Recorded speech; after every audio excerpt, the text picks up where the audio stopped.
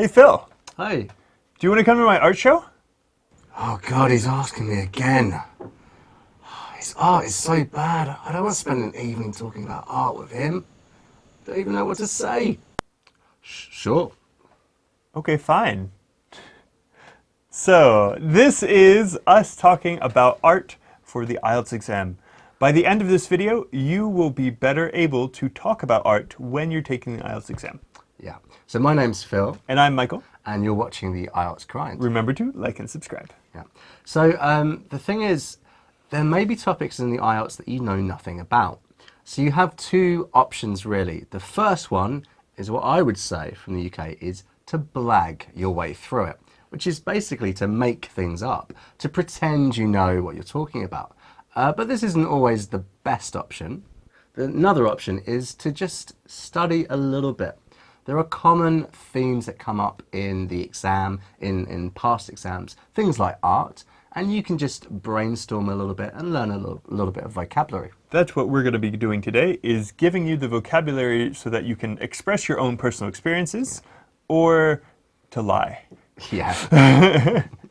Lying's always a good policy. It actually is. Okay, so to make it a little bit fun today, we've got a little game for you to play. Okay, let's see how many words you guys already know about art. So I want you to pause the video and then write down every word or phrase that you know that you can use to describe art. Yeah. And pause. Yeah.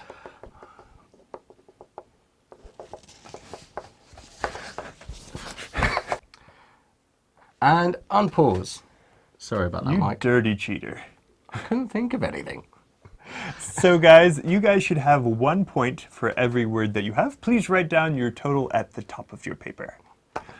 Okay, so we're going to give you 1 point if you have written down a word or phrase that we use next. You also get 1 point if you've spelt that word or phrase correctly. Also very important. And you also get 1 point if you know the collocation. Now, collocations are words that naturally go together. A really good example of this is a really common mistake I very enjoy. Oof. Terrible. What should we say? I really enjoyed something, yeah. And the reason why that is because it's a collocation. Yeah. Another example, fast car. So, one, if you know some collocations with these words or phrases, you get another point. And finally, you get a 4th bonus point if you think you could comfortably make a correct sentence using this word or phrase. Yeah. So how many points do you get in total? You can leave a comment for us at the end of the video. Okay, so we're going to give you some phrases and you've got to listen carefully and pick out the word or phrase that is describing art in an everyday sort of way. Okay, so let's start off with the first one. Okay, the best thing about visiting London is you can get to see all the free paintings. Really? Yeah. Really. Oh, nice. My house does not have a lot of pictures. My parents' house does. This artist is very famous for his use of lots of colour. I really like his art because of all of the interesting shapes like squares and circles. When I was a teenager, I was a big fan of the Beatles. So I bought a poster and I hung it on my bedroom wall. I really like looking at pictures of my family on my phone because it reminds me of home. Whenever I see an image of the Mona Lisa, it makes me think of my mother because she has the same smile and her eyes follow you around the room. So creepy.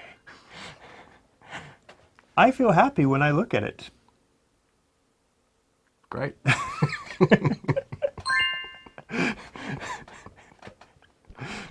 My wife has lots and lots of photos of cityscapes, but I much prefer landscapes.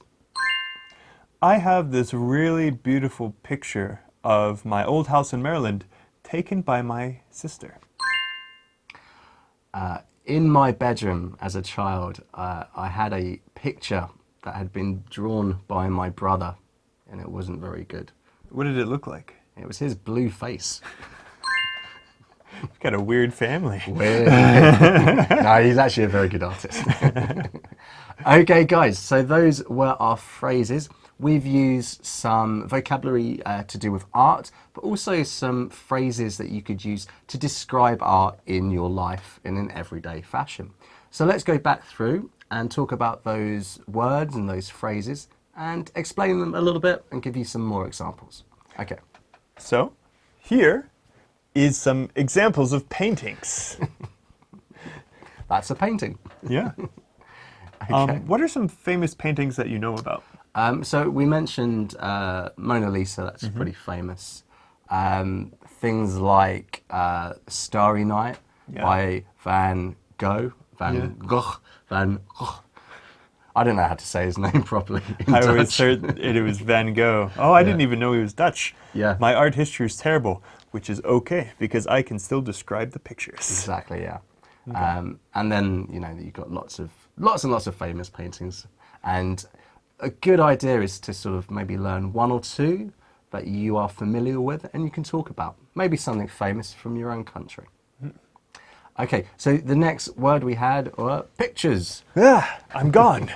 So we could describe a picture that looks a bit like this, or a picture that looks a bit like this.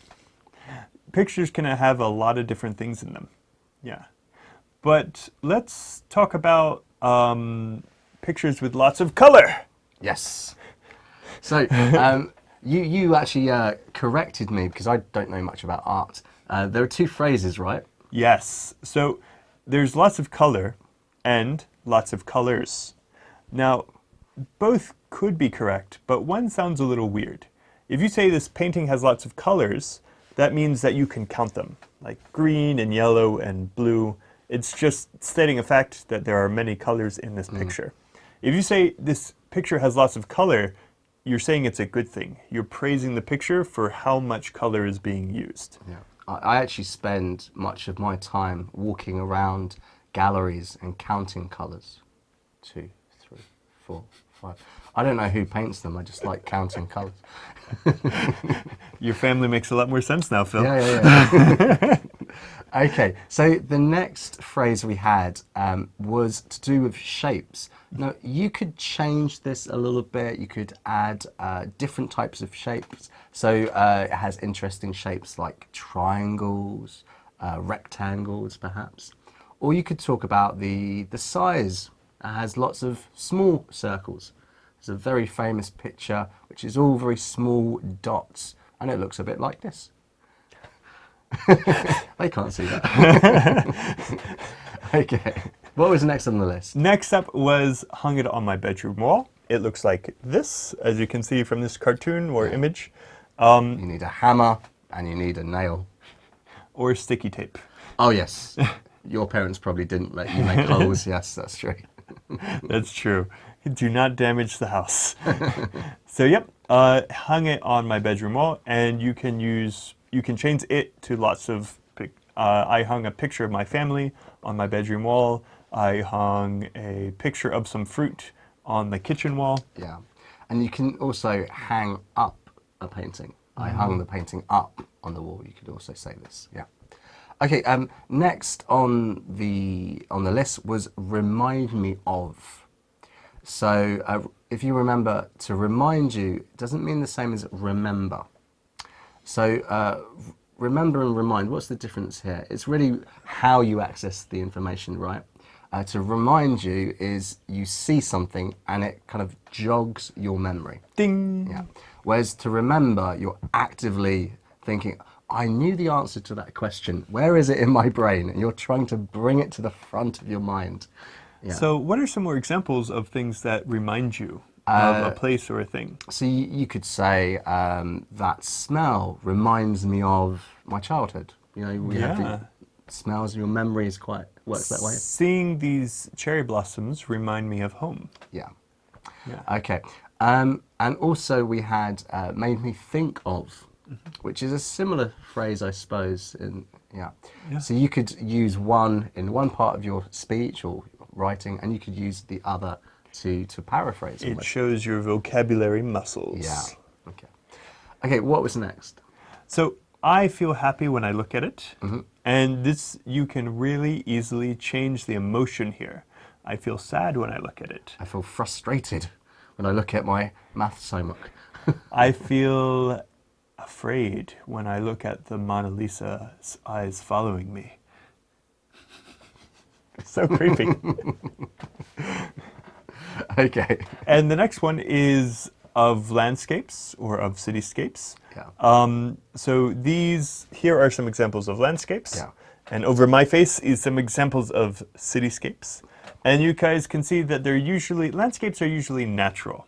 Yes, natural landscapes. So rivers, mountains, fields. Yes. There are very famous English artists that painted just landscapes. I think Constable was his name. Yeah. I actually prefer landscapes. It's my favorite kind of art. Relaxing, I suppose. Yeah. Cityscapes, I don't know. You do have some impressive buildings, but I always think that, this is personal feeling, I always think humanity's ruined the planet by building cities. Landscapes are much better, I think. But humanity also painted those pictures. Ooh. Okay. Point for humanity. Okay. What was next on the list here? So taken by, we use this mostly with photographs. Yeah, you take a photograph, yeah. Yep. So this photograph was taken by my sister. This photograph was taken by a famous Chinese photographer. Yeah. If you've taken a painting, you might be in trouble. You should give it back. Yeah, the police are coming for you. And then we had drawn by. So you draw a picture. So Yes. either using pencil or using pen. If you use paint, what do we say? You paint. Yes. And this painting was painted by a painter. Oh god, that's a lot of pain.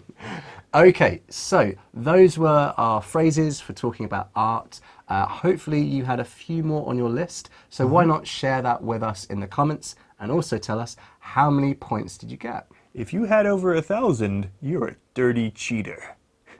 Or you're just smarter than he is. Okay guys, thanks for watching. Don't forget, we have lots and lots of videos just like this coming out twice a week. So don't forget to subscribe to the channel. This has been Michael. And this has been Phil. You've been watching the IELTS Grind. Certainly have. See you next time. Peace. Oh no, he's asking me again. He's so bad at art. My 5-year-old niece can do better art than him. I don't even know what to say. No!